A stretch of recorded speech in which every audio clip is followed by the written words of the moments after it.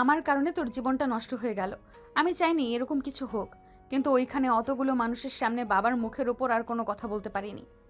না আপু, সমস্যা নেই। আঙ্কেল আমাকে এত বড় করেছে, জানে তারা কোনো ভুল সিদ্ধান্ত কখনোই নেবে না। ছোট থেকেই তোর সঙ্গে অনেক খারাপ ব্যবহার করেছি। আপু বাদ দাও না, সেই সব কথা, আগের কথা কেন তুলছো? এখন বর্তমান নিয়ে চিন্তা করো, এর পরবর্তীতে কি করবে। কি আর করব, আমি চাই না আমার এই পাপিষ্ঠ দেহ আর কেউ ভোগ করুক। তোর সঙ্গে যেহেতু বিয়ে হয়ে গিয়েছে, তাহলে এটা একটা ফর্মালিটি মাত্র। তুই চাইলে তোর পছন্দ করা যে কাউকে বিয়ে করতে পারিস। আমি এতে কোনো অমত করব না। কি বলছো তুমি আপু, মাথা ঠিক আছে? আঙ্কেল আন্টি সবার সামনে কত বড় গলা করে আমার সঙ্গে তোমাকে বিয়ে দিয়েছে। তো কি করব, আমার মতো নষ্ট একটা মেয়েকে তোর জীবনসঙ্গী বানাবি? নেহার কথা শুনে স্বাধীন যেন বাকরুদ্ধ হয়ে যায়। কি বলবে তা বুঝতে পারে না। নিচের দিকে তাকিয়ে থাকে। নেহা তার শরীর থেকে শাড়ি ও গহনা খুলতে লাগে আর বলতে লাগে, দেখ, আমি ভালো করে জানি তোদের মনের কথা সব ছেলেরাই চায় তার স্ত্রী পবিত্র থাক, তার স্ত্রী যেন কখনোই পরপুরুষ না টাচ করে। আর সেইখানে আমি ধর্ষিত মেয়ে। তোরও কিছু একটা অধিকার আছে আমার কাছ থেকে, যা আমি কখনো দিতে পারবো না। আর হ্যাঁ, এই বিষয়গুলো মা বাবা যেন জানতে না পারে। আর একটা কথা, সাফ সাফ শোন, আমি তোকে ছোট ভাইয়ের মতো মনে করি, কখনোই তোকে আমার স্বামী হিসেবে মেনে নেব না। স্বাধীন কিছু বলতে যাবে এর আগে নেহা স্বাধীনকে চুপ করিয়ে দিয়ে পুনরায় বলতে লাগে, দেখ, তোর কোনো কথাই শুনতে চাচ্ছি না আমি। আমাকে একটু একা থাকতে দে। বাবা মাকে এত করে বললাম যে থাক, দরকার নেই এসবের। মনে হয় আমি তাদের বোঝা হয়ে গিয়েছিলাম, তার কারণেই আমাকে জোর করে বিয়ে দিতে চাইছিল। সে তো সবার সামনে অপমানিত হলো। থাকবোই না আর এই বাড়িতে, চলে যাব। আপু কি বলছো, তোমার মাথা ঠিক আছে? তুমি চলে যাবে মানে? আর তুমি চলে গেলে আঙ্কেল আন্টি কি হবে বুঝতে পারছো? একবার আমি দেখেছি, তুমি যখন বাড়িতে থাকো না তারা অনেক মন মরা হয়ে যায়। আমি অনেক চেষ্টা করি তাদের খুশি করার, কিন্তু ব্যর্থ হই। অযথার সান্ত্বনা দিতে হবে না। যদি তাই হতো তাহলে আমাকে বিয়ে দেওয়ার জন্য উঠে পড়ে লাগতো না কখনো। আপু তুমি ভুল বুঝছো। আঙ্কেল আন্টিকে প্রত্যেক মা বাবার সন্তানের প্রতি একটা দায়িত্ব থাকে। তারা তাদের সেই দায়িত্বটাই পালন করতে চেয়েছিল, কিন্তু এরকম হবে কখনো ভাবতেও পারে নাই। যা তুই এখান থেকে, আমাকে একটু একা থাকতে দে, ভালো লাগছে না কিছুই। নেহার ধমকে স্বাধীন উপরের দিকে তাকায়। দেখে নেহার শরীরে কোনো পোশাক নেই, শুধু ব্লাউজ আর ছায়া। শাড়ি নেহার দিকে একবার এগিয়ে দিতে পিছুপা হয়ে বেলকনিতে চলে যায়। আর ঘুমের মধ্যে নেহারকে দেখার চেহারাটা বারবার চোখের সামনে ভেসে আসে। স্বাধীন যতই ভুলে যাওয়ার চেষ্টা করে ততই ফিরে আসে। স্বাধীন এসবই ভাবছিল, হঠাৎ নেহা এসে স্বাধীনের পাশে দাঁড়ায়। স্বাধীন তাকিয়ে দেখে আগের অবস্থাতেই আছে নেহা। আপু তুমি এখানে? কেন? আমার বাড়ি, আমার রুম, আমার ব্যালকনি, আর আমি আসতে পারবো না নাকি? আমি সেটা বলতে চাইনি। এ অবস্থাতেই এখানে এসে দাঁড়িয়েছো, কেউ দেখে ফেলতে তো সর্বনাশ হয়ে যাবে। যাও, রুমে যাও। স্বাধীনের কথা শুনে নেহা হাসতে লাগে।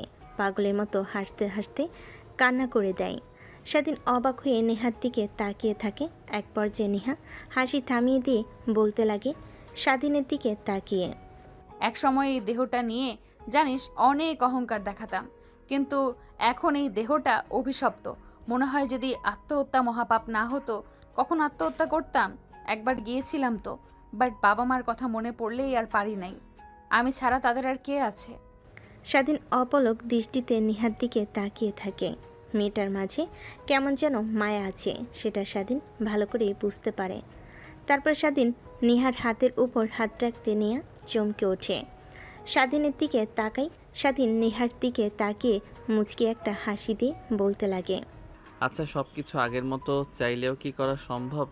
না জানি আগে সব কিছু ফিরিয়ে দিতে পারবো না, কিন্তু নতুন করে বাঁচতে শেখাবো। পুরনো সব স্মৃতি মুছে দিয়ে নতুন করে বাঁচতে শেখাবো।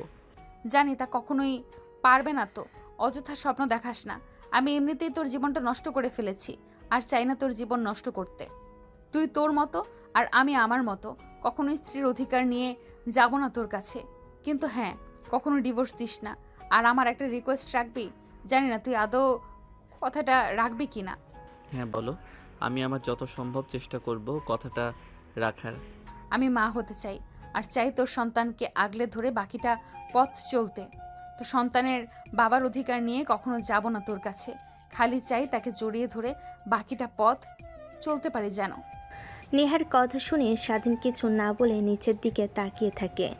সবাই কত আনন্দ ফুর্তি করছে, কিন্তু তার মনে কোনো আনন্দ নেই। তারপরও বুকের ভেতর কেমন যেন শীতল হয়ে রয়েছে। নেহা সেদিনের প্রশ্নের অনেকগুলো জবাবের জন্য সেখানে দাঁড়িয়ে থাকে, কিন্তু কোনো উত্তর না পেয়ে সেখান থেকে নিরাশ হয়ে চলে যায়।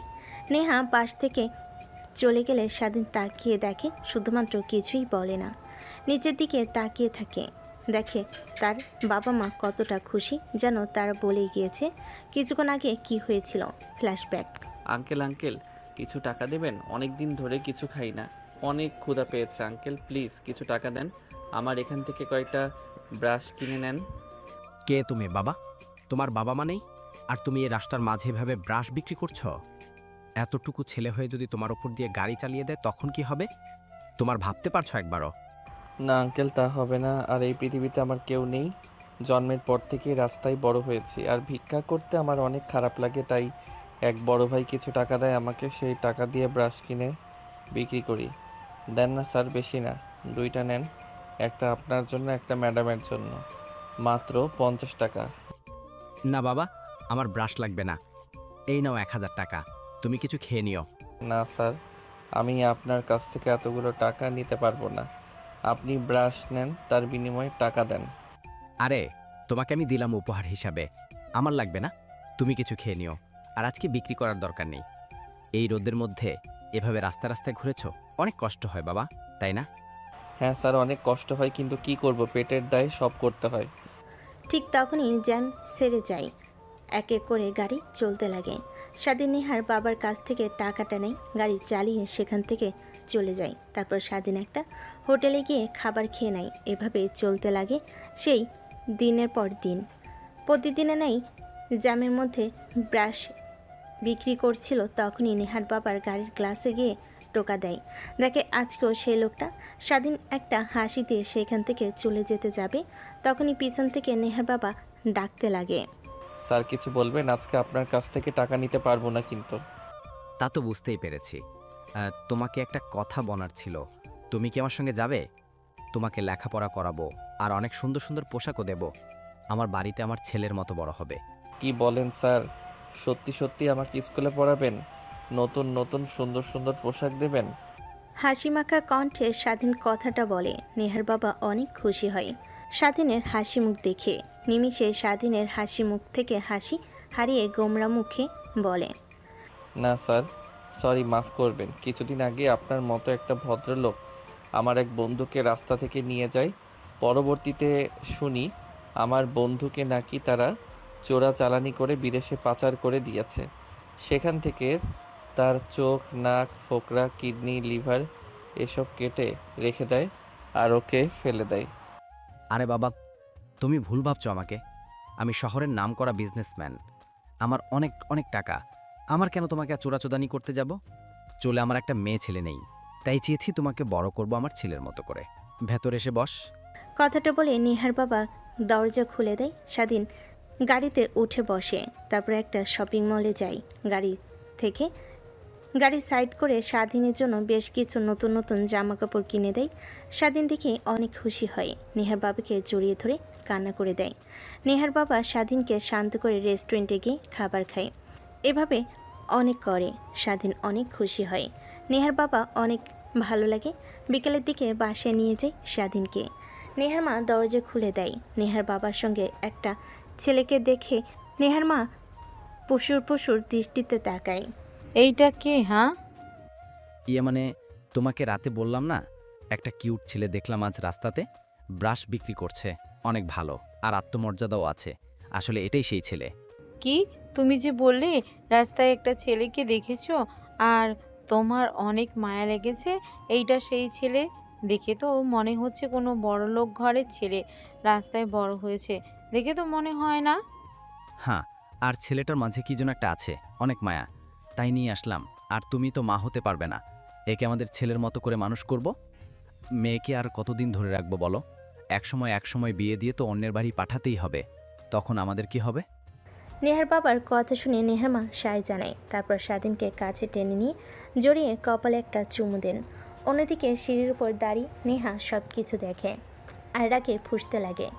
দৌড়ে নেহা তার মায়ের কাছে আসে। স্বাধীনকে সরিয়ে দিয়ে নেহা তার মাকে জড়িয়ে ধরে বলতে লাগে, মা, এই ছেলেটাকে আর তুমি একে জড়িয়ে ধরে কপালে চুমু দিয়েছো, ভুলে যেও না। শুধু তুমি আমাকে কপালে চুমু দিবে, অন্য কাউকে নয়। নেহার কথা শুনে নেহার মা বাবা সবাই হাসতে লাগে। তারপর নেহাকে স্বাধীনকে সোফায় নিয়ে বসিয়ে দেয়। তারপর বলতে লাগে, নেহামা, শুনুন, আজ থেকে এটা তোমার ছোট ভাই। তুমি কিন্তু অনেক বড় একটা মেয়ে, আর একে কিন্তু ছোট কখনোই একে মারবে না, আর তুমি একে অনেক ভালোবাসবে। আমার কোনো ছোট ভাই নেই, আর তোমরা ওকে ভালোবাসবে মানে তোমরা শুধু আমাকে ভালোবাসবে, অন্য কাউকে নয়। কথা শুনে নেহার বাবা মা অবাক হয়ে যায়। দুজনেই হাসতে হাসতে নেহাকে বোঝাতে লাগে। এক পর্যায়ে বুঝতে পারে। তারপর স্বাধীনকে একটা রুম দেখিয়ে দেয়। স্বাধীন অনেক খুশি হয়। তারপর স্কুলে ভর্তি করিয়ে দেয়। নেহা স্বাধীনকে দুই চোখে দেখতে পায় না, সবসময় পেলে ওকে মারে, আরও অনেক আজে বাজে কথা বলতে লাগে। সারাদিনের খারাপ লাগলে রুমে গিয়ে দরজা আটকে দিয়ে কান্না করতে লাগে। নেহার মা বাবা কেউ জিজ্ঞেস করলে কিছুই বলে না। এভাবে কেটে যায় অনেকটা দিন। দেখতে দেখতে স্বাধীন কলেজে উঠে আর নেহা ভার্সিটিতে। স্বাধীন, ওই স্বাধীন তোকে না বললাম আজকে আমি ভার্সিটিতে যাব আর আমার পোশাকগুলো স্ত্রী দিয়ে যেতে, আর এখনো কেন দিসনি? মানে আপু, আজকে আমার কলেজের প্রথম দিন, তাই একটু ফ্রেশ হচ্ছি। ফ্রেশ হতে আর হবে না, তোর যে চেহারা, মেয়েরা দেখলে এমনিতেই 200 হাত দূরে চলে যায় তোকে দেখে, আর কেউ ভালোবাসবে না। এত ফ্রেশ এত পরিপাটি হয়ে কোনো লাভ নেই, বুঝলি? আপু, বুঝতে পারছি। এখন এত কথা বলে আর কোনো লাভ নেই, যা তাড়াতাড়ি আমার জামাগুলো ইস্ত্রি করে দে। কথাটা শুনে নেহা তার পোশাকগুলো রেখে নেহার পোশাকগুলোকে ইস্ত্রি দিয়ে দিতে লাগে। নেহার জামা কাপড় দেওয়া হয়ে গেলে নেহা রুমের দিকে অগ্রসর হয়। নেহার রুমের কর্নারে, কিন্তু নেহা দরজাটা খোলে না। হালকা ধাক্কা দিতে দরজাটা খুলে যায়। দরজা দিয়ে নেহার রুমে প্রবেশ করে। ঠিক তখনই নেহা ওয়াশরুম থেকে বের হয়, শরীরে একটা টাওয়াল পেঁচিয়ে, যা শরীরের অর্ধেক অংশ দেখা যায়। নেহা আর স্বাধীন দুজনে চিৎকার দিয়ে ওঠে। ঠিক তখনই নেহার মা উপরে উঠে আসে। নেহা তড়িঘড়ি করে ওয়াশরুমে চলে যায়। কি হয়েছে তোরা দুইজন এভাবে চিৎকার দিয়ে বাড়িটা মাথায় তুলে নিলি? না মানে আন্টি, একটা তেলাপোকা ওয়াশরুম থেকে বের হয়ে এদিকে এসেছে। আমি চিৎকার দিয়েছি, আর ওয়াশরুমে থাকলে নেহা ও চিৎকার দেয়। ধুর, ওরা দুজন পারস্য বটে। আমি ভাবলাম কি না কি হয়েছে, রান্না রেখে চলে এসেছি। কথাটা বলেই স্বাধীনকে খুন্তি দিয়ে আলতো করে একটা বাড়ি দিয়ে সেখান থেকে হাসতে হাসতে চলে আসে। স্বাধীন সেখানেই দাঁড়িয়ে থাকে। নেহা দরজাটা খুলে এইদিক ওইদিক তাকিয়ে ভিতরে ঢুকে স্বাধীনের কাছে এসে ঠাস ঠাস করে থাপ্পড় লাগিয়ে দেয়। স্বাধীন নিচের দিকে তাকিয়ে থাকে। ছোট লোকের বাচ্চা, রুমে আসবি তুই নক করে আসবি না? আর তুই কি সব দেখে ফেলেছিস আমার? না আপু, কিছুই দেখিনি। আমি ওই দিকে তাকিয়েছিলাম না, অন্যদিকে তাকিয়েছিলাম। ও গড, বাঁচা গেল। অন্যদিকে স্বাধীন নিচের দিকে তাকিয়ে মুচকি মুচকি হাসতে লাগে। তারপর জামাগুলো এগিয়ে দেয়। দরজার কাছে এসে পিছনে ফিরে নেহার দিকে তাকিয়ে হাসতে হাসতে বলতে লাগে, তোমাকে মিথ্যা কথা বলেছি আপু, আমি তোমার সব দেখে ফেলেছি, আর তোমার বুকে ওই তিলটা অনেক জোস। স্বাধীনের কথা শুনে নেহা অগ্নিমূর্তি ধারণ করে। স্বাধীন সেখান থেকে আর এক মুহূর্ত না দাঁড়িয়ে দৌড় লাগে তার রুমের দিকে। নেহা স্বাধীনকে মারার জন্য স্বাধীনের পিছু নিতে লাগে। এক পর্যায়ে স্বাধীনের রুমে চলে আসে। নেহা হাঁপাতে লাগে। যে স্বাধীনের দিকে যেতে যাবে অমনি নেহার শরীর থেকে তাওয়াল খুলে পড়ে যায়। স্বাধীন বড় বড় দৃষ্টিতে তাকায়, দু হাত দিয়ে নিজের চোখ বন্ধ করে ফেলে। নেহা তাড়াতাড়ি করে তোয়ালে পরিধান করে নেয়। এই লুচ্চা ছেলে, আমার সব দেখে ফেলেছিস, আবার সেটাই আমার মুখের সামনে বলিস? তোর এত বড় সাহস, দাঁড়া তোকে দেখাচ্ছি। আপু, তুমি আর কি দেখাবে? যা দেখার তা তো দেখেই ফেলেছি। আগে তুমি নিজেকে সামলাও। ছোট ভাইকে মারতে আসো আর তো সামলাতে পারো না। স্বাধীনের কথা শুনে নেহা অনেক লজ্জা পায়। স্বাধীনকে একটা থাপ্পড় লাগিয়ে দিয়ে সেখান থেকে চলে যায় বর্তমানে কথাগুলো ভেবেই স্বাধীনের মুখে অজান্তেই হাসি রেখা ফুটে ওঠে। ব্যালকনিতে আর না দাঁড়িয়ে রুমে এসে দেখে নেহা উপর হয়ে শুয়ে আছে। স্বাধীন বারবার নেহার কোমরের দিকে দৃষ্টি যায়, ধীরে ধীরে যেন মাতাল হয়ে যেতে লাগে। স্বাধীন প্রতিনিয়ত নিজেকে সামলাতে লাগে, কিন্তু একটা মেয়ে তার রুমে শুয়ে আছে, তার কোমর দেখা যাচ্ছে। এটা একটা ছেলেকে কাবু করার জন্য যথেষ্ট। স্বাধীন নিজেকে আর কন্ট্রোল করতে না পেরে খাটের উপর বসে পড়ে। নেহা পেছন ফিরে তাকিয়ে স্বাধীনকে দেখে। কিরে কিছু বলবি? না কিছু বলবো না, অনেক ঘুম পাচ্ছে, একটু সাইড দেবে, ঘুমাবো। কি একই বিছানায় তোর সঙ্গে ঘুমাবো? ইম্পসিবল। এই যে বালিশ নিয়ে যা, সোফায় গিয়ে ঘুমিয়ে পড়ো। ন্যাকামি করা হচ্ছে। একটু আগে বেলকনিতে কি বলে আসলেন মনে নেই? বাচ্চার মা হতে চান। এর কাছে না গেলে বাচ্চার মা কি করে হবেন এক খাটে না শুয়ে থাকলে? কি তুই কি তখন কার ওই কথাটা সিরিয়াসলি ভেবে নিয়েছিস নাকি? আমি তো তোর সঙ্গে জাস্ট ফান করেছি আর তোকে পরীক্ষা করতে চেয়েছিলাম তুই ছেলেটা আদৌ কেমন। আর শোন, একদমই তো কি বুঝতে পারলেন আমি ভালো না খারাপ? না, মানে তোকে যতটুকু খারাপ ভেবেছিলাম, বাট তুমি এত খারাপ না। আগে দেখতাম কলেজের মেয়েদের সঙ্গে ঘুরতে, গাড়িতে করে চলাফেরা করতে, বাট তোর মধ্যে কোনো কামনার লালসা নেই। তোর জায়গায় যদি অন্য কোনো ছেলে থাকতো তাহলে ঠিক আমার কথায় রাজি হয়ে যেত, ধ্যান ধ্যান করে চলে আসতো, কিন্তু তুই তাদের থেকে ভিন্ন। ভিন্ন না, আমি প্রত্যেক ছেলের মতোই। কি? কথাটা বলে স্বাধীন নেহাকে জড়িয়ে ধরে শক্ত করে। নেহা স্বাধীনের কাছ থেকে ছাড়া পাবার আপ্রাণ চেষ্টা করে, কিন্তু স্বাধীন নেহাকে ছেড়ে দেয় না। এক পর্যায়ে নেহা তার চোখ দিয়ে 2 ফোঁটা অশ্রু বের হয়ে পড়ে। স্বাধীনের সেই দুঃখে কোনো কিঞ্চিত পরিমাণের পক্ষে নাই। নেহার শরীর থেকে এক এক করে ছায়া ব্লাউজ খুলতে লাগে। স্বাধীন তার শরীর থেকে শেরওয়ানি খুলে নেহার উপর ঝাঁপিয়ে পড়ে। নেহা চিৎকার করতে গেলেও পারে না। স্বাধীন তার ঠোঁট দিয়ে নেহার ঠোঁট চেপে ধরে। এভাবে অনেকটা সময় পার হয়ে যায়। সেদিন ক্লান্ত হয়ে যায়, নেহার উপর শুয়ে পড়ে। ঠিক তখনই নেহা স্বাধীনকে ধাক্কা দিয়ে সরিয়ে দেয়। স্বাধীন ধাক্কার তাল সামলাতে না পেরে নিচে পড়ে যায়। নেহার দিকে ড্যাপ ড্যাপ করে তাকিয়ে থাকে, দেখে নেহা কান্না করছে। ভেবেছিলাম তুই সব ছেলেদের থেকে ভিন্ন, কিন্তু তুইও অনেক বাজে। তোর মধ্যেও কোনো মনুষ্যত্ব নেই, শুধু লোভ দেখানো অভিনয় করিস তুই। আমি ভেবেও ঘুম পাচ্ছে না, এত ভালো অভিনয় কি করে করতে পারিস? অভিনয় বলতে তুমি আমার বিয়ে করা বউ, আর আমি আমার বউয়ের কাছে যাব না তো কার কাছে যাব? আর আমার অধিকার আছে তোমাকে স্পর্শ করার। আমি তো আর ওই সকল ছেলেদের মতো তোমাকে। স্বাধীনের কথা শেষ না হওয়ার আগে নেহা উঠে এসে স্বাধীনের গালে ঠাস ঠাস করে থাপ্পড় লাগিয়ে দেয়। স্বাধীন অবাক দৃষ্টিতে তাকিয়ে থাকে। নেহা কান্না করে দিয়ে সেখান থেকে উঠে ওয়ার্ড্রপ থেকে 3 পিস বের করে ওয়াশরুমে চলে যায়। স্বাধীন সেইভাবে বসে থেকে খাটের উপর হাত দিয়ে ভাবতে লাগে। আসলে তো নেহা আকর্ষণ যে কাজটা করা আমার মোটেও ঠিক হয়নি। সে হয়তো চেয়েছিল আমাকে সে ভালোবেসে কিংবা আমি তাকে ভালোবেসে কাছে টেনে নেব, কিন্তু আমার তার উপর এইভাবে জোর জবরদস্তি করা একদমই ঠিক হয়নি। দেখ, সামান্য কোমর দেখে নিজেকে কন্ট্রোল করতে পারলি না তুই, আর কন্ট্রোল করব কি করে? নেহা আপুকে তো দেখতে আর পরিদের থেকে কম নয়, আমার কি দোষ? কথাগুলো ভাবতে লাগে আর হাসতে লাগে। নেহা ওয়াশরুম থেকে বের হলে স্বাধীনকে হাসতে দেখে অনেক রাগ হয়। সেদিকে তাকিয়ে ড্রেসিং টেবিলের সামনে চলে যায়। স্বাধীন তড়িঘড়ি করে প্যান্ট পরিধান করে নেয়, তারপর দৌড় দিয়ে ওয়াশরুমে চলে যায়। ওয়াশরুমে গিয়ে গোসল করা শেষ হলে তখন দেখে সে সাথে সাথে কিছু নিয়ে আসে নাই। কিভাবে এখন বাইরে বের হবে? ওয়াশরুমের দরজা খুলে দিয়ে হালকা করে মাথা বের করে বলতে লাগে, মানে আমি আসলে এসেছি, সাথে কিছুই নিয়ে আসিনি। একটা যদি প্যান্ট আর তোয়ালে এটা দিতেন অনেক ভালো হতো, না হলে এখানে রাত কাটাতে হবে আমার। তো কি হয়েছে, এখানে থাক, বোঝ কেমন লাগে। আর আমার ওয়াশরুম রাস্তার থেকে অনেক ভালো। দেখেন, রাগ উঠিয়ে দিয়েন না, বলছি ভালোই ভালোই। তোয়ালেটা আর আমার রুম থেকে একটা প্যান্ট এনে দিন, না হলে যদি একবার বের হয়ে যায় তাহলে আবার গোসল করাবো বলে দিলাম। তোরা তো শুধু পারিস এটাই, আর কিছু কি পারিস? আচ্ছা দাঁড়া, আমি তো রুম থেকে প্যান্ট এনে দিচ্ছি।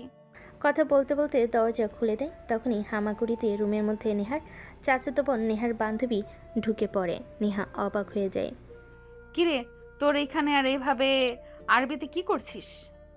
মানে আমরা সবাই এখান দিয়েই যাচ্ছিলাম, তাই ভাবলাম বাসর রাতে কী হয় আমাদেরও একটু জানার দরকার, তাই আর কি এখানে দাঁড়িয়ে একটু কান লাগিয়ে শোনার চেষ্টা করছিলাম, কিন্তু কিছুই তো শুনতে পেলাম না। হয়েছে, আর মিথ্যা কথা বলতে হবে না। তোরা এখানে অনেকক্ষণ ধরে দাঁড়িয়েছিলি, যা তোদের মুখ দেখে স্পষ্ট বোঝা যাচ্ছে। আর এসব আরই না পেতে আঙ্কেলকে বললেই তো পারিস তোদেরকে বিয়ে দিতে। আর সাথী চাচাকে বলবো নাকি তোকে বিয়ে দিতে? সমস্যা নেই আপু, যদি স্বাধীন বাজার মতো কিউট একটা ছেলে খুঁজে পাও তাহলে আঙ্কেলকে বলিও, আমার এতে কোনো মত নেই। আর কতদিন এভাবে সিঙ্গেল থাকবো বলো? আর তুমি তো ভালো করেই জানো রিলেশন আমার দ্বারা সম্ভব নয়, সব সময় ভুল বুঝি। এর থেকে বিয়ে করে হাজবেন্ডের সঙ্গে মারামারি করলেও এতে ভালো হবে।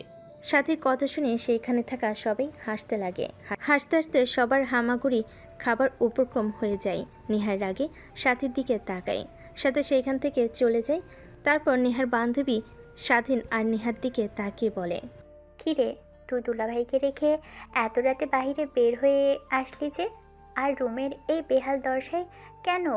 খাটের এই বেহাল দশা, বিছানা চাদর এলোমেলো, আর তোর চুল ভেজে কেন? তার মানে কি? ধ্যাৎ, তোরা কি বলিস না, একদমই উল্টাপাল্টা ভাববি না, এই বলে দিলাম। তোকে তো আমার ছোট ভাইয়ের মতো মনে করি। হয়েছে, আর অভিনয় করতে হবে না। স্বাধীন যে হট, আর দেখেছি তো, একবার লুকিয়ে সিক্স প্যাক আছে, একবার গেঞ্জি পরে এসেছিল ফিটিং। তুই কেন ওখানে যে? তোর মেয়ে থাকলে যে কোনো কেউই পাগল হয়ে যেত। আচ্ছা বাদ দে, এনজয় কর। আমরা এখন আসি। চল চল, সবাই চল। নেহা এখন এনজয় করবে, আমাদের এখান থেকে ওদের ডিস্টার্ব দিতে কোনো লাভ হবে না। কথাটা বলে নেহার বান্ধবীরা সেখান থেকে চলে যায়। নেহার অনেক রাগ হতে লাগে, কিন্তু তারপরও কেন জানি অনেক ভালো লাগে। রুমের সামনে আর না দাঁড়িয়ে স্বাধীনের রুমে চলে যায়। স্বাধীনের ওয়াশরুম থেকে প্যান্ট, টি শার্ট আর গামছা নিয়ে আসে। রুমে দরজা লাগিয়ে দিয়ে দেখে স্বাধীন এখনও ওয়াশরুমের দরজা দিয়ে মাথা বের করে তাকিয়ে আছে। নেহা স্বাধীনের কাছে গিয়ে হাতে গামছা, প্যান্ট, টি শার্ট দিয়ে আসতে যাবে, অমনি ফ্লোরে পানি থাকায় পিচ্ছিল হয়ে যায়। পা পিছলে পড়ে যেতে যাবে, অমনি স্বাধীন বের হয়ে নেহাকে ধরে ফেলে। ঠিক আছে না, আপনি কিছুতে হয়নি, আঘাত লাগেনি তো? স্যার বলছি স্যার, এইভাবে এই খালি শরীর নিয়ে বাইরে আসছিস তো শরম করছে না? এখন যদি কেউ রুমে চলে আসে তখন কি হবে? দেখ, তুমিও না, রুমে কি আসতে যাবে? সবাই জানে রুমে ইউক্রেন আর রাশিয়ার যুদ্ধ হচ্ছে, তাই সবাই বিপদসীমার বাহিরে আছে। ইউক্রেন আর রাশিয়ার যুদ্ধ, তাই না? তারা তোকে দেখাচ্ছি যুদ্ধ কি হয়, কত প্রকার আর কিভাবে হয়। কথাটা বলে নেহা দৌড়ে ঝাড়ু হাতে নেয়। স্বাধীন দৌড়ে ওয়াশরুমে চলে যায়, দরজা লাগিয়ে দেয়। নেহা বাইরে থেকে বক বক করতে লাগে। স্বাধীন ওয়াশরুমে গিয়ে প্যান্ট, টি শার্ট পরিধান করে গামছা মাথায় দিয়ে চুল মুছতে লাগে। অনেকটা সময় পর বাইরে মাথা বের করে দেখে নেহা রুমে নেই। স্বাধীন স্বস্তির নিঃশ্বাস ফেলে বাইরে বের হয়ে রুমে দরজাটা লাগিয়ে পিছন ফিরতে দেখে নেহা দাঁড়িয়ে আছে, হাতে ঝাড়ু। স্বাধীন কি করবে বুঝতে পারে না, দৌড়াতে লাগে। নেহা স্বাধীনের পিছু পিছু দৌড়াতে লাগে আর ঝাড়ু দিয়ে মারতে লাগে। এভাবে অনেকটা সময় পার হয়ে যায়। নেহা আর স্বাধীন দুজনেই দৌড়াদৌড়ি করে ক্লান্ত হয়ে যায়। দুজনেই খাটের উপর শুয়ে পড়ে। দুজন দুজনের ঘন ঘন নিঃশ্বাসের স্পষ্ট শব্দ শুনতে পায়। রুমের মধ্যে চিনচিন নীরবতা বিরাজ করে। এভাবে কখন যে ঘুমিয়ে যায় বুঝতে পারে না। সকালবেলা স্বাধীনের ঘুম ভেঙে যায়। দেখে আশপাশ থেকে আজানের ধ্বনি ভেসে আসছে। স্বাধীন উঠে পড়ে ওয়াশরুমে যায়, ফ্রেশ হয়ে আসে। দেখে নেহা উঠে চোখ কসলাচ্ছে আর হাম দিচ্ছে। কিরে, এত তাড়াতাড়ি সকাল হয়ে গেল? সবে তো মাত্র ঘুমোলাম, অনেক ঘুম পাচ্ছে। লাইট অফ করে দে তো। লাইট অফ করবো মানে? যান, এখন ওয়াশরুমে ফ্রেশ হয়ে আসেন, নামাজ পড়বো, ফজরের আজান দিয়েছে। হ্যাঁ, যা পরে নিব, এখন ঘুমাতে দে। রাতে ঠিকমতো ঘুমাতে পারি নাই কিন্তু। সেই কথা বললে আর হবে না, বলেছি নামাজ পড়তে হবে মানে নামাজ পড়তে হবে। এই পর্যন্ত, যে পর্যন্ত নামাজ না পড়বেন সে পর্যন্ত আমি লাইট অফ করবো না। অন্যদিকে নেহার মা আর বাবা দুজনে নেহাদের রুমে পাশ দিয়ে যাচ্ছিল। হঠাৎ এত সকালে লাইট অন থাকায় বুঝতে পারে না দরজায় কান লাগাতেই স্বাধীন নেহার কথাবার্তা শুনতে পায়। আর মা বাবা হাসতে হাসতে তাদের উপরে চলে যায়। তারপর নেহার বাবা সোফায় বসে বলতে লাগে, জানো নেহার মা, আমি হয়তোবা মেয়েটার জীবনসঙ্গী হিসেবে স্বাধীনকে বেছে নিয়ে কাজটা ঠিক করেছি। কারণ একমাত্র তোমার মেয়েকে কন্ট্রোল করতে পারবে স্বাধীন, তাছাড়া অন্য কেউ একদমই পারবে না। কিন্তু নেহা ওই বিষয়ের পর থেকে অনেকটা চেঞ্জ হয়ে গিয়েছে, আগের মতো আর অহংকার করে না। কিন্তু দেখেছো, জানি না স্বাধীনকে আগেও মেনে নিতে পারবে কিনা। আমাদের উচিত ছিল নেহার মত জানার। কি করতাম হ্যাঁ? সবার সামনে অপমানিত হতে হতো। যদি তখন জোরে সোরে না বলতাম, আমার মানসম্মান কোথায় যেত একবারও ভেবে দেখেছো? ফ্ল্যাশব্যাক। পুরো বাড়িটা লাইটিং দিয়ে আচ্ছাদিত, চারপাশটার আনন্দে পরিপূর্ণ, সবাই হাসি খুশি। তার মাঝে একজনের মুখে বিন্দুমাত্র হাসি, তার মাঝে একজনের মুখে বিন্দুমাত্র খুশি আসেনি। অনেকগুলো প্রাইভেট কার বাড়ির মধ্যে প্রবেশ করে, সবাই খুশি হয়ে সেদিকে এগিয়ে যায়। বরকে বরণ করে স্টেজে বসিয়ে দেয়। এক এক করে খাবার পর্ব শেষ হয়ে যায়। সবাই খাবার খেয়ে বিয়ের কাজ শুরু করতে যাবে, অমনি বরের বাবা বলে ওঠে, এই বিয়ে হবে না। আর কাজী সাহেব, আপনি বিয়ে পড়ানো বন্ধ করুন। আর এই তুই উঠে পড়। এই বিয়ে তোকে করতে হবে না। তোকে এর থেকে ভালো মেয়ের সঙ্গে বিয়ে দেব। ভাই সাহেব, কি বলছেন আপনি? মাথা ঠিক আছে আপনার? মাথা আমার একদমই ঠিক আছে। আপনাদের মাথায় সমস্যা না হলে কিভাবে ভাবতে পারলেন যে একটা ধর্ষিতা মেয়েকে আমার ছেলের সঙ্গে বিয়ে দেব? আমাদের কি সমাজে কোনো মূল্যবোধ নেই? ভাবতে পারবেন একবারও? আপনার ধর্ষিতা মেয়েকে বিয়ে করলে সমাজের সামনে আমরা মুখ দেখাতে পারবো কি না? নেহার বাবা আর কিছু বলে না, মাটির দিকে তাকিয়ে থেকে পুরো বাড়ি বিয়ের আমেজটা নিমিষেই বন্ধ হয়ে যায়। নেহার বাবার কোনো প্রতিউত্তর না দেখে বরের বাবা আবার বলতে লাগে, কী ব্যাপার ইমরান সাহেব, কিছু বলছেন না যে? বলুন, কিছু বলুন। আপনার ধর সেটা মেয়েকে কে বিয়ে করবে আছেন এইখানে এমন যে? আর ধর্ষিতা মেয়েকে বিয়ে করবে কার রুচি এত নগণ্য? আমার মেয়ের বিয়ে হবে এখন, আর আপনার সামনে, কিন্তু আপনার ছেলের সঙ্গে নয়। আর কি বলছেন, আমার মেয়ে কি কেউ বিয়ে করবে? এখন বললে হাজারটা ছেলের লাইন দাঁড়িয়ে যাবে। আর আপনি কি বলছেন এসব? আপনি দাঁড়ান, আপনার আর আপনার ছেলের সামনে আমার মেয়ের বিয়ে হবে। বাবার সামনে বড় গলা করে কথাটা তো বলেই ফেললেন। এখন দেখি কে আপনার ধর্ষিতা মেয়েকে বিয়ে করে। বাবা, স্বাধীর, এদিকে এসো তো। হ্যাঁ আঙ্কেল, কিছু বলবেন? হ্যাঁ বলবো, আমার মেয়েকে বিয়ে করবে তুমি। আর আজকে সবার সামনে এই জানোয়ারের বাচ্চা তুই ওঠ, দেখ তোর সামনে আমার মেয়েকে বিয়ে দেব। আর মিস্টার জায়েদ শিকদার, কাজটা আপনি মোটেও ঠিক করেননি। কিভাবে সবার সামনে অপমান না করলেও আমাকে আর আমার মেয়েকে পারতেন। আর দেখেন, আমার মেয়েকে কেউ বিয়ে করবে না কথাটা বললেন না, নিমেষের মাঝেই দেখেন আমার মেয়েকে আপনার চোখের সামনে বিয়ে দেব। আর কাজী এসে বিয়ের কার্যক্রম শুরু করেন। বরের জায়গাটাই শুধু স্বাধীন। আর যদি বাবার নামটা খুব জানার ইচ্ছা হয় তাহলে নিজের নাম লিখে দিয়েন। নেহার বাবার কথা শুনে সবাই অবাক হয়ে যায়। তারপর কাজী সাহেব বিয়ের কার্যক্রম শুরু করে দেয়।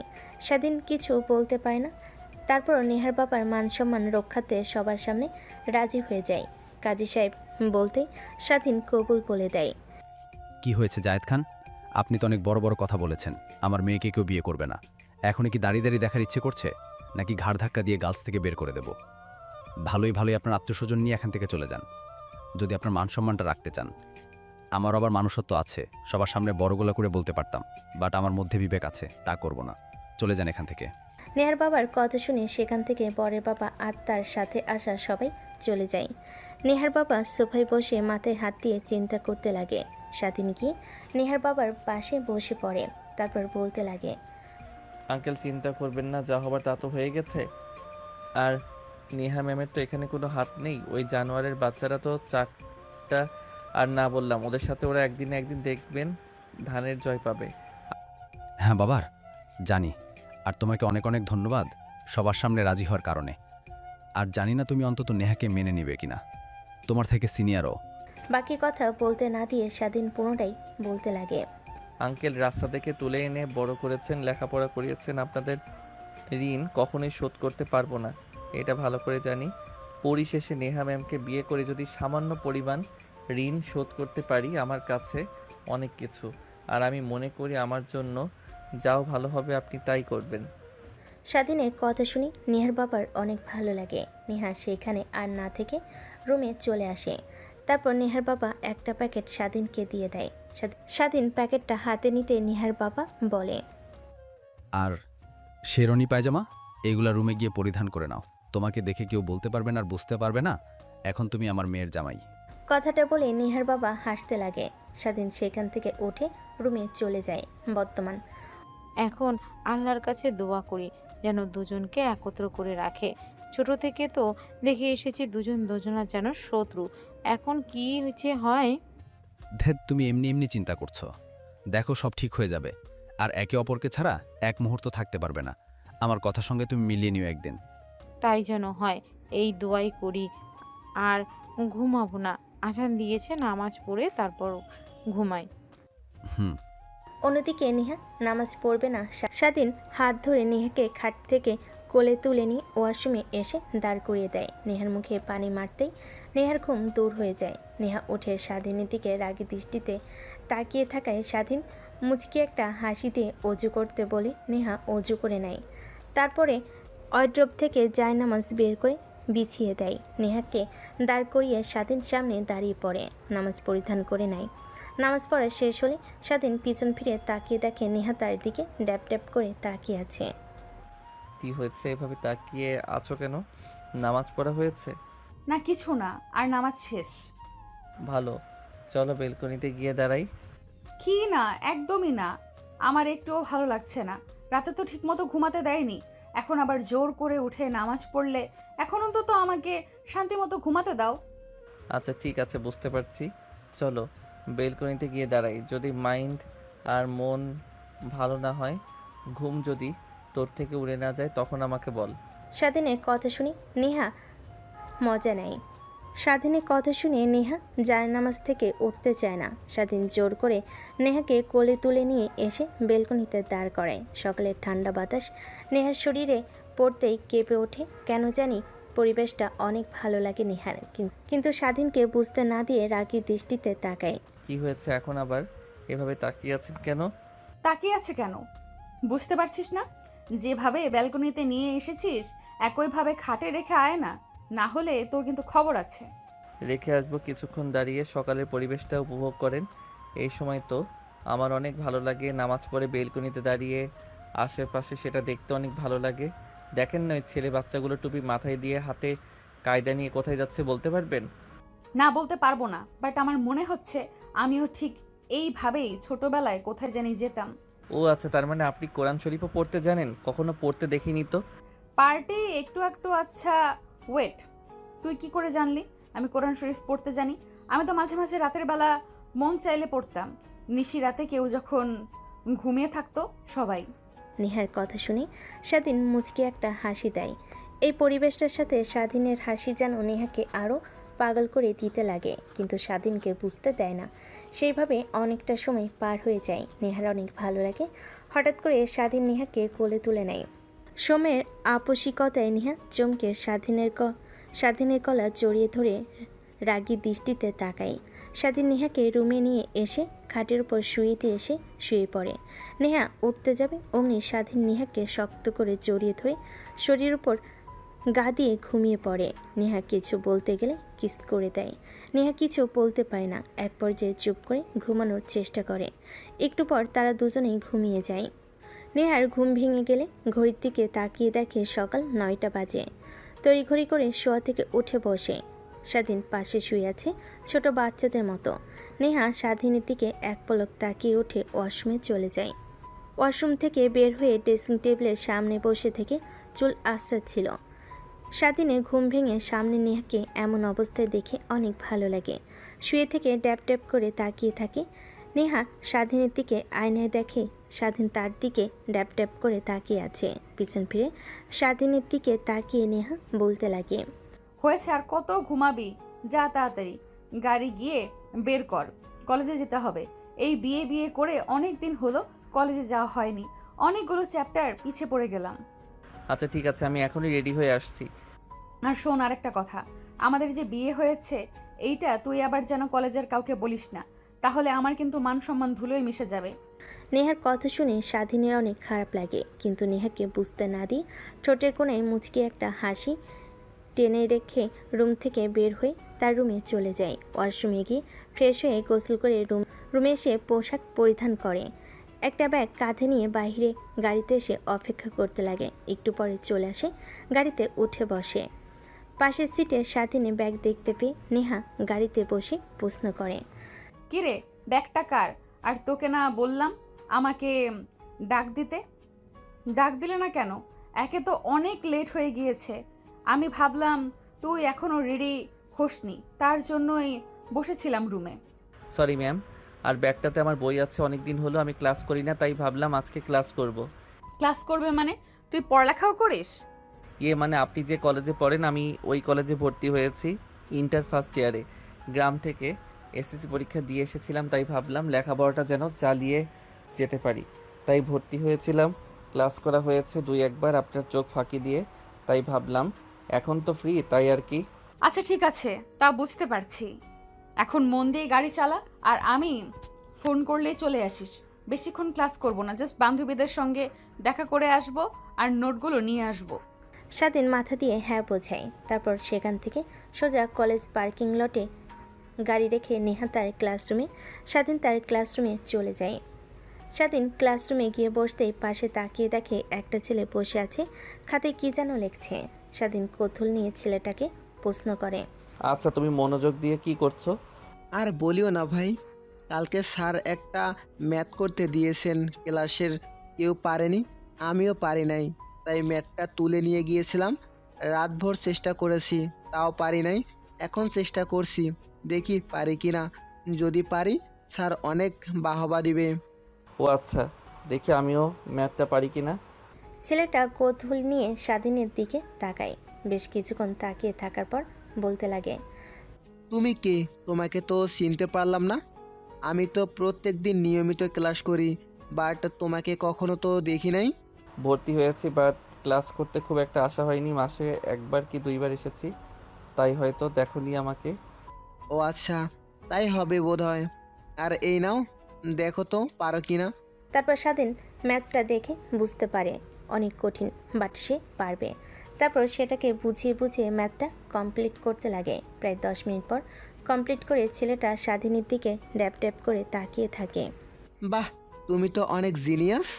তুমি ক্লাসে ঠিক মতো আসো না, তারপরও এত কঠিন একটা ম্যাথ তুমি সলিউশন করে ফেলেছো। যেখানে আমাদের মতো ক্লাস টপারও পারে নাই, সেখানে তুমি কিনা ঠিক মতো ক্লাস নাইস ইউ কমপ্লিট করলে। ক্লাসে না আসলে কি হবে? আমি প্রত্যেক দিন রাতের সময় পেলে বই খুলে একটু পড়ি, বাট খুব একটা মনোযোগ দিতে পারে না, সব সময় কাজ করতে হয়। আচ্ছা, বাদ দাও। তারপর স্বাধীন আর ছেলেটা দুজন দুজনের সঙ্গে কথা বলতে লাগে। ক্লাস টাইম শুরু না হয় স্যার এখনও ক্লাসে আসেনি। একটু পর ক্লাসরুমের বাইরে থেকে অর্থাৎ মাঠ থেকে অনেক হট্টগোল শোনা যায়। সবাই কৌতূহল নিয়ে বাইরে বের হয়। তাদের পিছু পিছু স্বাধীনও ছেলেটাও বাইরে চলে আসে। স্বাধীন বাইরে এসেই তো অবাক হয়ে যায়। একটা ছেলেকে জুতা দিয়ে মারছে আর চারিদিকে গোল করে সবাই তাকিয়ে তাকিয়ে শুধু তামাশা দেখছে। স্বাধীন দৌড়ে নিচে চলে যায়, ভিড় ঠেলে নেহাকে বের করে নিয়ে আসতে লাগে। অনবরত বলতে লাগে। কুত্তার বাচ্চা, ওর অত বড় সাহস, তুই আমাকে বাজে প্রস্তাব দিস?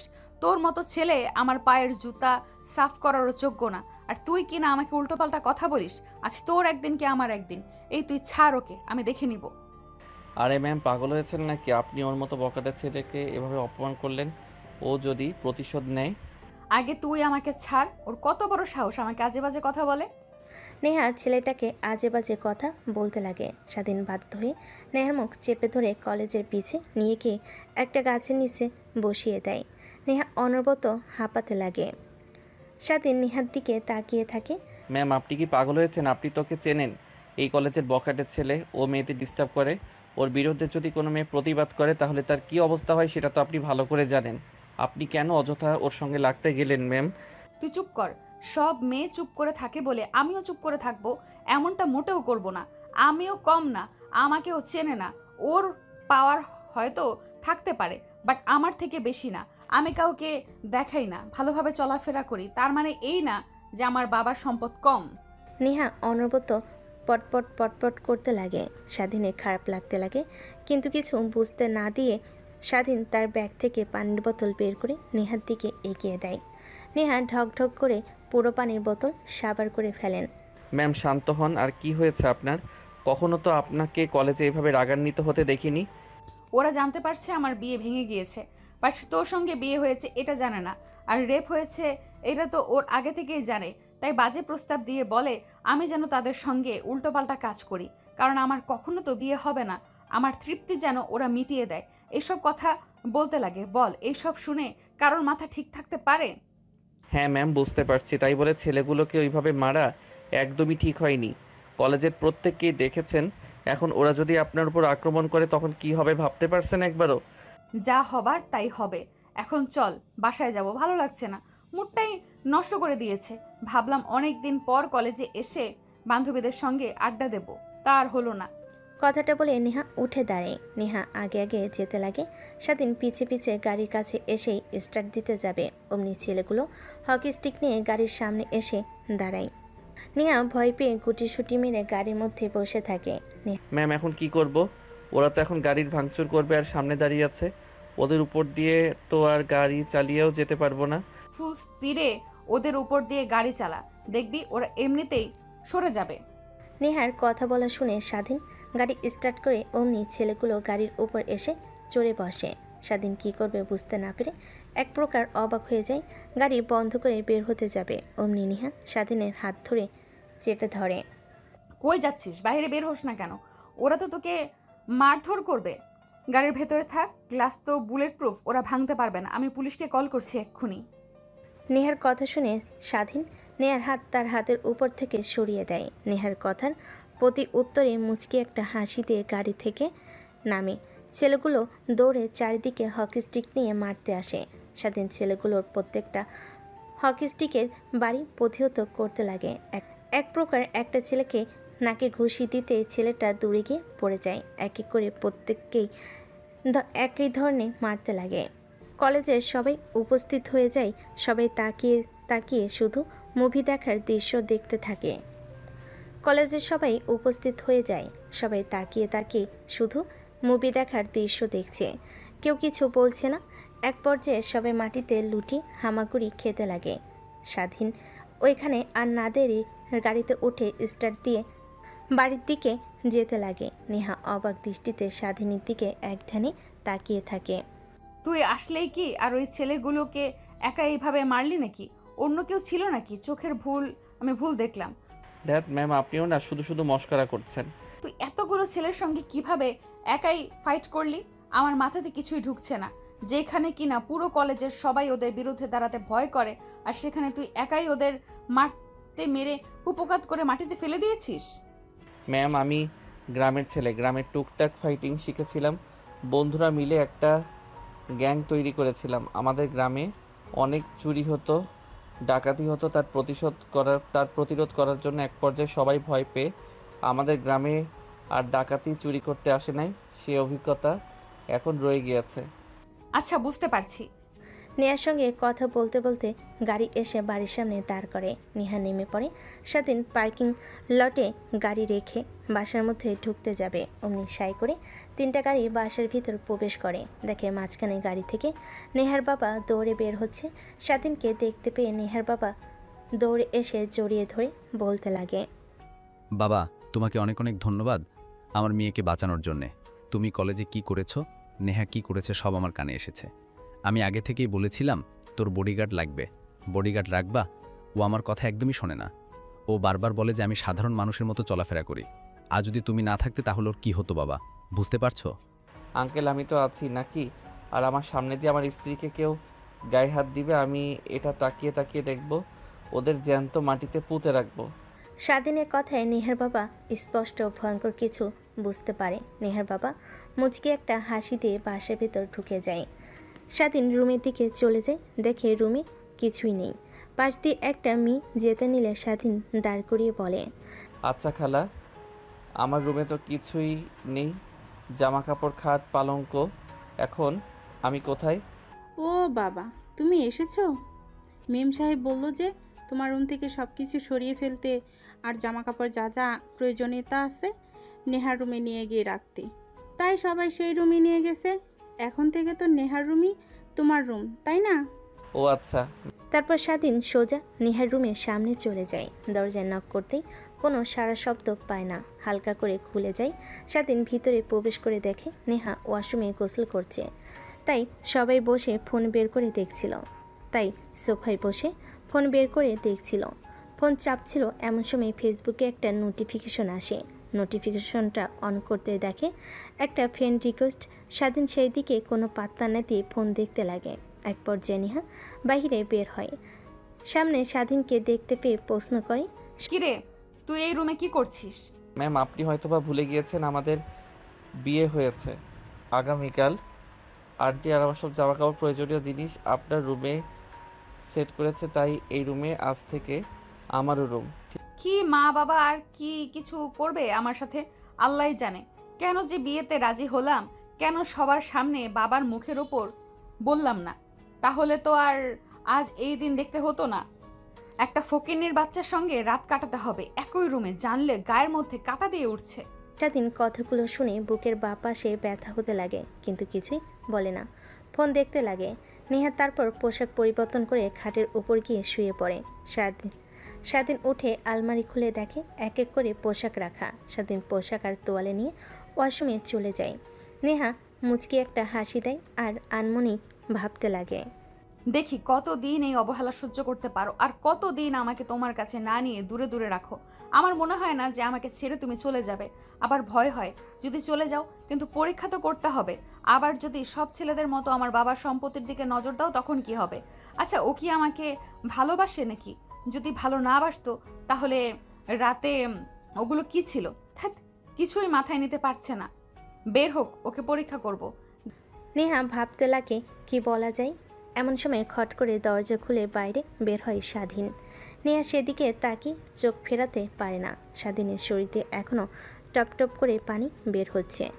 শরীরের প্রতিটা ধরন যেন লোমহতর, দৃষ্টি কেমন যেন লাগতে লাগে, যেন স্বাধীনকে কাছে পেলে সে খুব লেখাবে এমন। স্বাধীন আয়নার দিকে তাকিয়ে দেখে নেহা তার দিকে ট্যাপ ট্যাপ করে তাকিয়ে আছে। স্বাধীন সেদিকে কোনো ভ্রুক্ষেপ না দেখে পোশাক পরিধান করে নেয়। স্বাধীন রুম থেকে বের হতে যাবে, অমনি পিছন থেকে নেহা বলতে লাগে, দেখ, তুই আর আমি ভালো করে জানি যে আমাদের সম্পর্কটা কখনোই মিলন হবার নয়, তো অযথা এই সম্পর্কটা টিকে রাখার কি দরকার বল? ঠিক বুঝতে পারলাম না ম্যাম, কি বুঝতে চাচ্ছেন আপনি? দেখ, আমি বলতে চাচ্ছি যে সম্পর্কটা কখনো পূর্ণতা পাবার নয়, সেই সম্পর্কটা রেখে কী লাভ? আর আমি তো তোকে কখনো আমার স্বামী হিসেবে মেনে নিব না। ঠিক তুইও জানিস কখনো এই ধর্ষিতা মেয়েকে তোর স্ত্রী হিসেবে মানবি না, এটা আমি ভালো করেই জানি। তাই বলছি কি, আমাদের মধ্যে এই সম্পর্কটা না রেখে ডিভোর্স নিয়ে দেখ। ডিভোর্স কথাটা শুনে আবার এই ভাবিস না যে তোকে বাসা থেকে বের করে দেব। আমার বাবার ছেলের মতন মনে করে তোকে আমাদের কোম্পানিতে একটা চাকরি দিয়ে দেব। আপনারা যা ইচ্ছে তাই করবেন, বাট আমি আপনাকে ডিভোর্স দিতে পারবো না। কারণ ম্যাম আর স্যার আমাকে হাত জোর করে বলেছে আপনি যত যাই বলুন না কেন আমি যেন আপনাকে ডিভোর্স না দেই। আরও বলেছে যে কিছুদিন হলে আপনি এমনিতেই সব কিছু মেনে নেবেন। কি বাবা মা কি বলছে? আচ্ছা, আমি শুনে আসছি। কথাটা বলে নেহা পড়তে যাবে, দরজা দিয়ে বের হতে নেবে, অমনি স্বাধীন নেহার হাত চেপে ধরে টান দিয়ে নেহাকে তার কাছে নিয়ে আসে। পিছু পিছু দরজা লক করে দেয়। নেহা অবাক হয়ে স্বাধীনের দিকে প্রশ্নসূচক দৃষ্টিতে তাকায়। এসব কি হচ্ছে স্যার? আমাকে স্যার বলছিস? আমাকে স্যার বলিস না হলে আমি কিন্তু চিৎকার দেব। চিৎকার দিয়ে কোনো লাভ নেই, সবাই ভাববে যে আমরা উল্টাপাল্টাগুলো কাজ করছি। আর দেখি দেন তো চিৎকার। নেহা চিৎকার দিতে যাবে, নেহার ঠোঁটের সঙ্গে ঠোঁট লাগিয়ে চুষতে লাগে। প্রায় 5 মিনিট পার হয়ে যায়। নেহাকে খাটের কাছে নিয়ে গিয়ে ফেলে দেয়। নেহা খাটের উপর পড়ে যায়। স্বাধীন তার শরীর থেকে টি শার্ট খুলে ফেলে। নেহা সেই দিকে তাকিয়ে থাকে। মোটেও ভালো হবে না বলছি। আমার উপর জোর করা এর শাস্তির তোকে কিন্তু হারে হারে টের পাবো আমি। যা করার তা করবো, এখন অন্তত বাসর রাতটা করি। কথাটা বলে স্বাধীন নেহার উপর ঝাঁপিয়ে পড়ে। স্বাধীনের প্রত্যেকটা স্পর্শে নেহাই কেঁপে কেঁপে উঠতে লাগে। তার চোখ দিয়ে 2 ফোঁটা অশ্রু বের হতে লাগে, আর ঠোঁটের কোণে এক চিমটি হাসি রেখা ফুটে ওঠে। স্বাধীন সেদিকে তাকিয়ে নেহার চোখ থেকে অশ্রু মুছে দিয়ে হাসি মাখা কণ্ঠে নেই তার বুকের সঙ্গে জড়িয়ে ধরে বলতে লাগে, দেখো, আমি ভালো করে জানি কেন আমাকে আপন করে নিতে চাচ্ছেন না আপনি। আপনার অতীত নিয়ে আমি কখনোই আপনাকে প্রশ্ন করব না। আমি ফিউচার নিয়ে আর বর্তমান নিয়ে ভাবতে চাই। আর আমি এও জানি আমাকে আপনি অনেক ভালোবাসেন। কে বলেছেন আমি তোকে ভালোবাসি? আপনার কথা বলার ধরন, হাঁটা চলা সব কিছু দেখেই আমি বুঝতে পারি।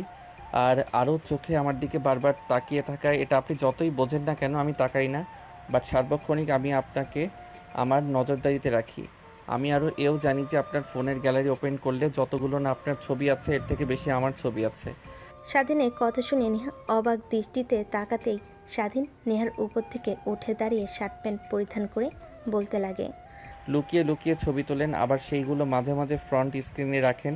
কল আসলে সব দেখতে পাই, এক এক দিনে এক একটা পিক দেখতে পাই। এ ধারায় ধারণা পেয়ে গিয়েছি যে আমি ধ্যাত, ধরাই পড়ে গেলাম। ভেবেছিলাম যে আমি তোকে আমার ভালোবাসার কথা প্রকাশ করব না, দেখব কতদিন এভাবে আমাকে আগলে রাখতে পারিস, কিন্তু সত্য জেনেই গেলি। ও সরি, তুই করে বলে ফেলেছি। এখন থেকে নো তুমি, নো আপনি, শুধুমাত্র তুমি বলে ডাকবো।